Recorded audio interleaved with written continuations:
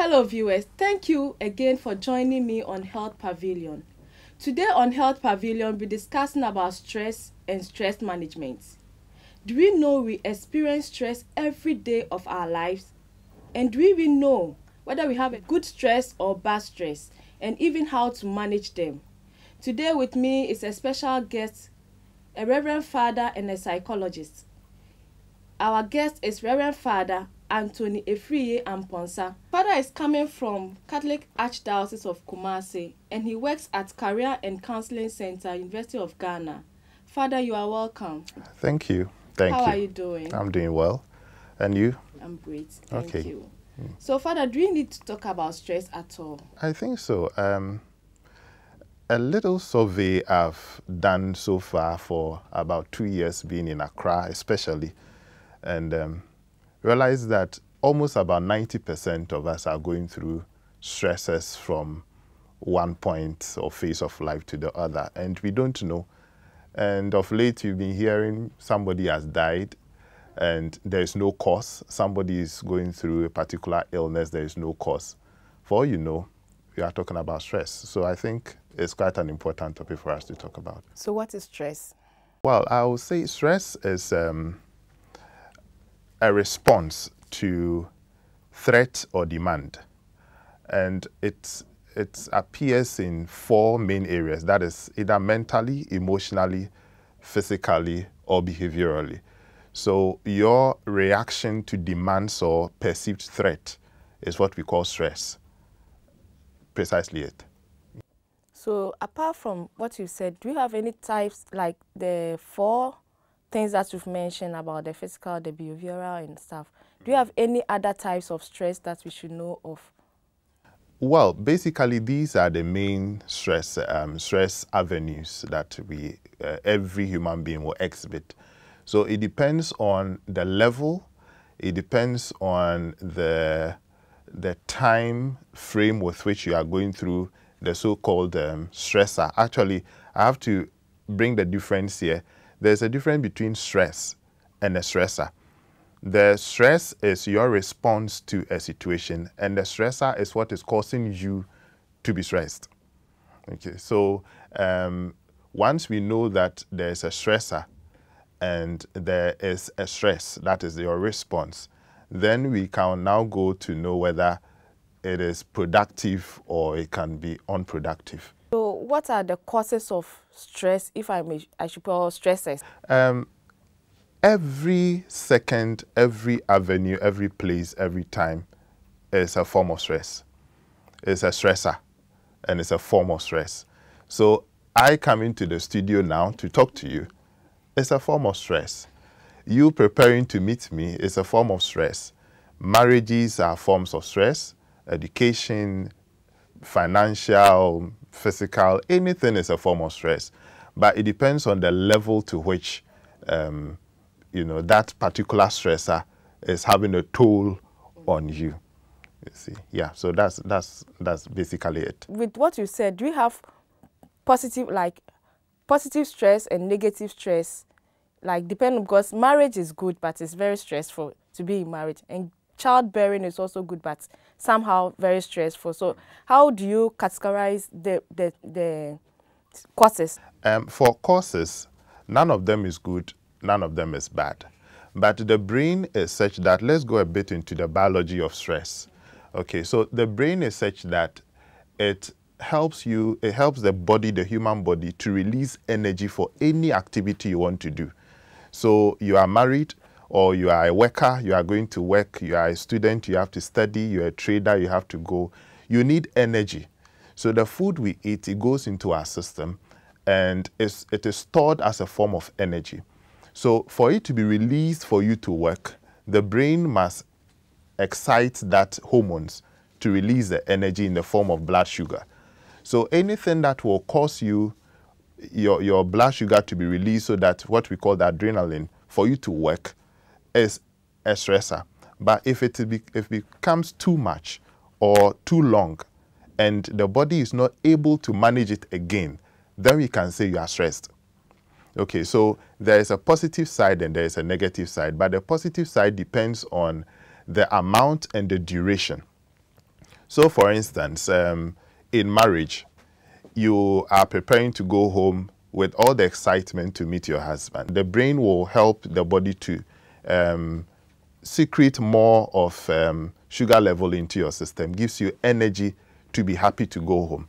So when you get home and you have met your husband or your wife and you realize that the person is making too much demands, then you realize that the body will be releasing more energy. So it will get to a point you realize that the body can't cope with any energy level again. Either there are no reserves or the production is too much. Then it becomes a negative stress. Okay, so we will say that it's not the source, it's not the reaction, but it is the amount and the duration that will make us know whether the person is negatively stressed or positively stressed. Father, you did mention about adrenaline being a hormone. Like, yes. Apart from adrenaline, do you have any other hormones to prepare the body for stress? Yes, we have the epinephrine and the non-epinephrine. These ones are let's put it in a layman's language. It gives you what we call the fight and the flight mode. That's when the body is able to put you in the energy level to accomplish any task. So if these stress hormones inside of you are working well, it gives you constant energy to do whatever you have to do. So if it becomes too much and the body can't produce at all, or the task ahead, you realize that the body can't cope with it, then it becomes negative. Or if you're able to cope with it, then it's positive. But if it also becomes, so I talked about the quantity and the duration. So every human body, when you are in the fight and the flight mode, it continuously gives you energy. But if it goes on for a very long time, the body gets tired and it begins to break down. So that is where the negativity, the thin line between the positive and the negative aspect of stress comes in. We'll be right back, viewers. Don't go anywhere.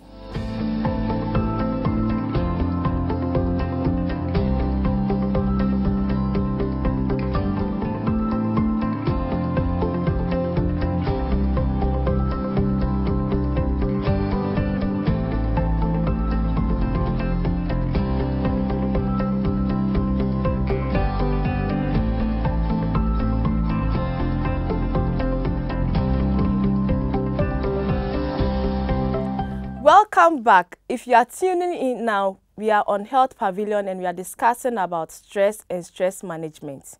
So Father, you talked about the causes and the hormones that prepares the body for stress.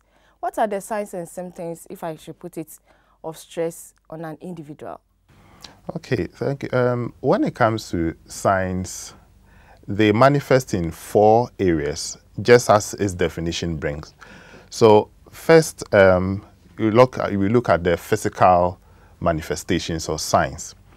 What happens is that because in stress mode, when you are in fight and flight mode, the body creates more energy for you. You begin to get tired when you realize that you are having too much fatigue almost every time. It means that your energy reserves are almost finishing up. The brain will now demand more energy.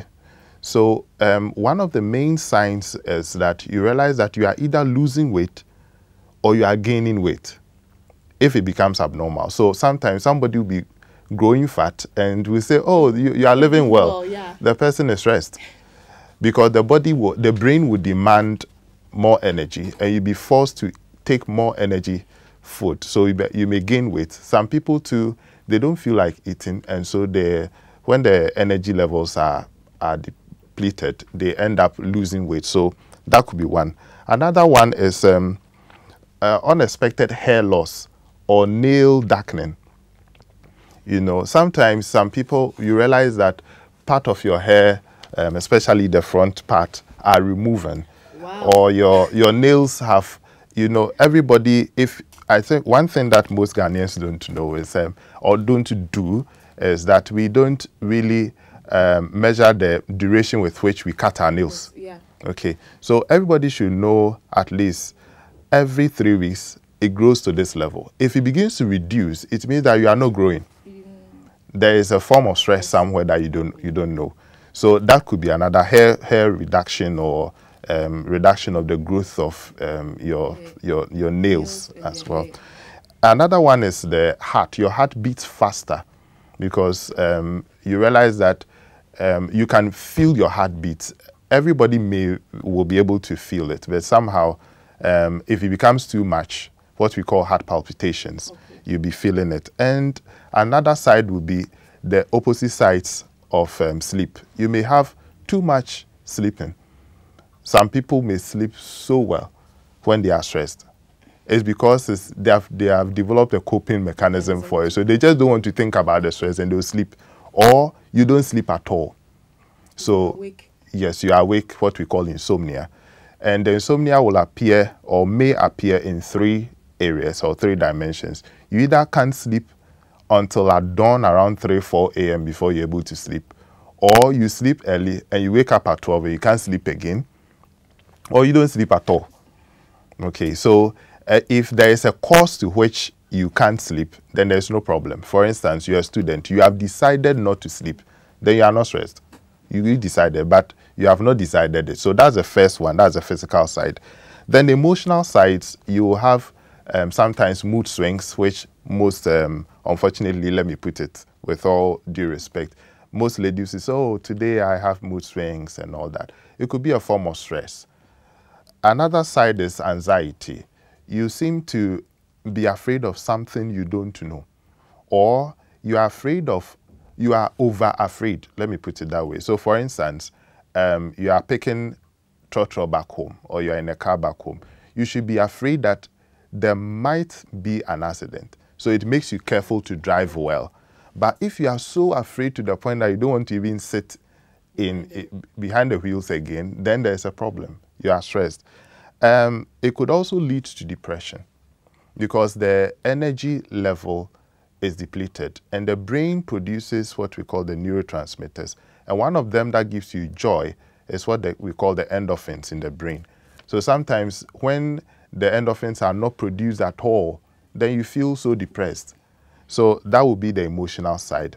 Then the behavioral side, you realize that sometimes, just as I said, mood swings, you easily get angry, agitated, and all those behavioral side. And one key behavioral thing that you may want to know is, if you go to a restaurant, you can observe somebody will be eating so fast. It's a form of stress. Wow. Okay, somebody is walking so fast or so slow. That's behavioral. And the last part is the mental. You are so stressed that you know you are going to pick something from your bedroom. You enter the bedroom, you ask yourself, what did I come here to do? You have forgotten. Okay, so mentally you begin to have acute memory loss. And acute, I'm using acute as in short term. It's not, maybe you are having dementias or no, but you are having a bit of memory loss. So these are the 4 areas with which you will know that you are stressed. Then with these signs, like the 4 signs that you've like grouped, then it could lead to hypertension, diabetes, and other stuff related medical conditions. Definitely. Definitely. The medical conditions, what we call the psychosomatic conditions.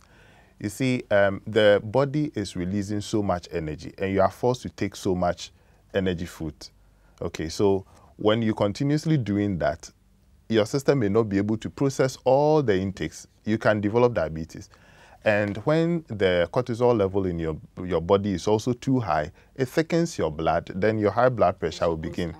And you know, in a fight and flight mode, one thing that we may want to know is our pupil is sharpened, your eye, so you begin to, your eyeball will begin to hurt, your neck will begin to hurt, you have mild colds in the mornings, and you begin to develop maybe sinusitis.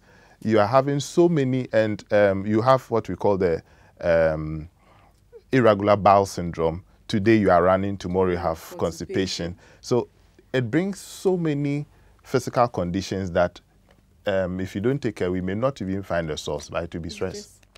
It's true, Father. But we need to go for a short commercial break. We'll be right back, viewers.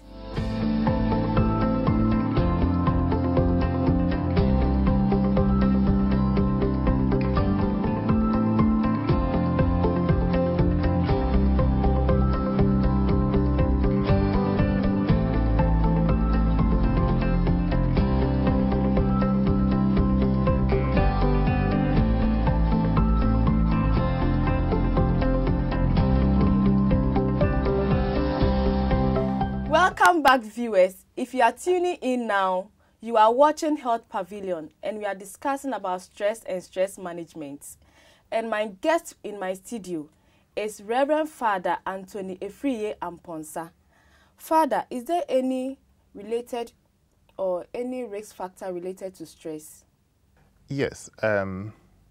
The risk factors normally are in three main areas. It could be genetic. There are people who are born like that. That is, their limbic system continues to produce or release so much of the stress hormones abnormally. So the slightest thing will stress them. For instance, you have two people traveling from the same venue to another venue for work, and one will be exhibiting stress, the other may not. Okay, so some people may be born with it. The other risk factors are behavioral. That's the second side, the behavioral. There are some people who constantly engage in things that will put them to that negative, as it were, stress. So they are combining works that they know they can't do. They are also giving themselves tasks that they think they know they cannot do, or they allow themselves to be stressed. So that's a behavioral. And the next one could be medical, or what we call accidents. Okay, so you may be given a particular medication, or a particular illness may be causing you stress. So, for instance, if you have been given maybe antidepressants, and it's giving you so much excitement, you are forced to do so much work, and taking other medications like we heard of late, tramadol and all that, it keeps you on the edge. So that could also be a risk factor. The last part is the psychosocial environments that we live in. Looking at cities like Accra, Kumasi, Takoradi, and I don't know where our viewers will be watching us from, there are so many stresses around, even transportation, traffic, you have to keep up with time, technology advancing. These psychosocial factors are also risk factors that put people through stress. Okay, how do you manage stress? Managing stress is simple. You can do it naturally. That is, the first thing is avoid it. You can only avoid it when you know yourself. So you know what you can do and what you cannot do. Okay, so many people don't know themselves, and so they pick up tasks, or they go through environments they think they could cope, but they couldn't. So you know yourself, that's the first thing. Behaviorally, we can also manage it by 10 areas I'm going to mention. One of them is to find a support system. So for married people, for instance, you may want to talk to your spouse about it, ease it, just talk about it and you'll be fine. Hang around. People don't have time for themselves. Hang around, find a social support. The next one is you may want to change your attitude. Normally, it's the way we respond to things. Somebody is just joking with you, and you are taking it like some so serious, and you are just stressing yourself out. For all you know, it is just a joke. Okay, so let's attitudinal-wise, let's take life a bit easy. We could also be a bit realistic. You are thinking, you just finished school, you are a national service person, and you are thinking of buying a house around Tetekwashi. I mean, you will die before you are aware. So you are not being realistic. You want to get a PhD degree in 2 years and get another one all within the same time and work. We are just not being realistic. Okay, so that could be another. The fourth one is organize yourself. Plan and execute things. People don't plan, so things catch them unawares. I remember the year I lost my parents, for instance. Some way, somehow, I went for a program, and it was about preparing yourself for it. So I was fantasizing about it. So when it happened, it wasn't I grieved all right, but it wasn't too much of a shock that stressed me. That Okay. you go through that.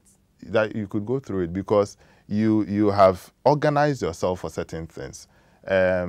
You know, insurance and all these things that they are shock absorbers, and it helps you with stress. Another one, the fifth one is we should learn to take breaks. Most people don't value break time. We don't value weekends. We don't value leave time. We don't take breaks, and which is also a very natural way of managing stress. The sixth one, I'm talking about 10. The sixth one is eating well, taking good care of yourself. Enjoy life. These are things that we don't have to buy. We don't have to use money. I have a friend who will go and sit at a restaurant and buy a bottle of Coca-Cola and put it so far away from him and take about 4 of the straws, link them and put it across his legs, and he's having a good life.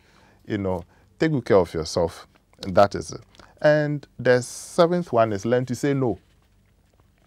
We don't know how to say no. So on a weekend, you know you want to rest, and your friend is saying, can you accompany me to a naming ceremony? And you are forced to go. Learn to say no. Once we know how to say no, we definitely know how to say yes. So it means that it goes back to the planning. You're able to plan ahead. And the last but 2 is to get regular exercise.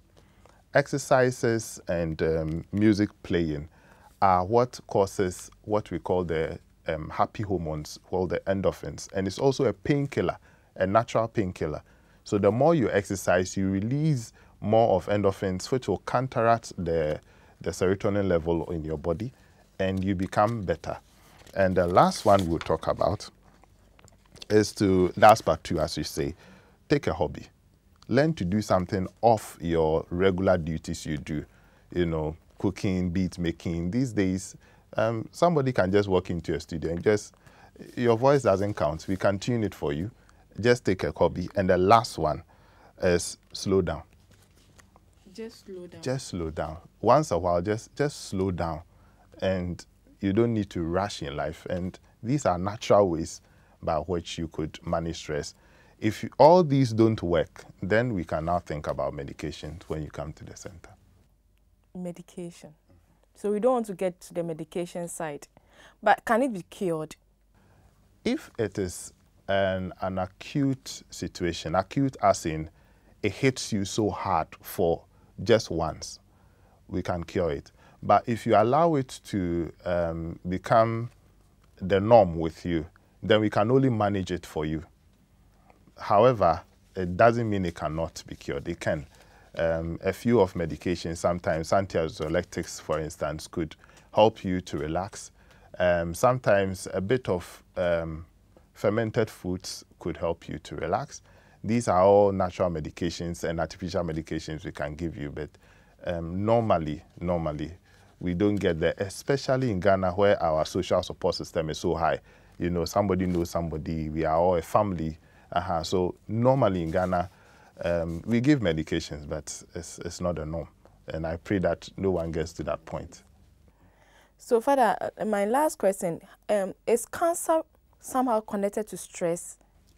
Yes. The honest truth is that cancer can, not, till now, no strong support has been given to its direct link. But most research have proved that there is a link between cancer and stress. How? Because you remember I talked about behavior. When you are stressed, you are forced to take sugars, alcohols, smoking, things that will help you to forget about your stress. And these will be contributing factors to cancer. Okay. And physically too, because you are always on the edge, the body is not able to relax and to repair I should say the tissues and everything. It's not able to be repaired. And so if negative tissues are beginning to grow, they feed on the rest of the body, and cancer becomes the next, product. What about death? Death is so evident with stress. If you are constantly on the edge, It means that the body's energy will be used up. And remember, the brain itself is a fatty tissue. So if the body burns too much of the energy through stress, it means that, one, the brain's connection to the rest of the body is limited, or sometimes it's even blocked. And so all the internals begin to slow down and to cease, and before you are aware, you are off. And autopsy will show that there was no biological cause, but you are dead. So that's it. So, Father, your final word to the viewers out there about stress? I'll just tell anybody to slow down. Life can be enjoyable. Life can be optimal. Life can be so lovely because that's how God created us. We can always enjoy life. It's about us to slow down, to make the good use of what God has given us, to relax. And I believe that once we're able to manage it, we will live and be what God created us to be. So viewers, thank you very much for watching Health Pavilion. Join me same time next week on Health Pavilion with me, Mary Magdalene Mensah. Bye-bye.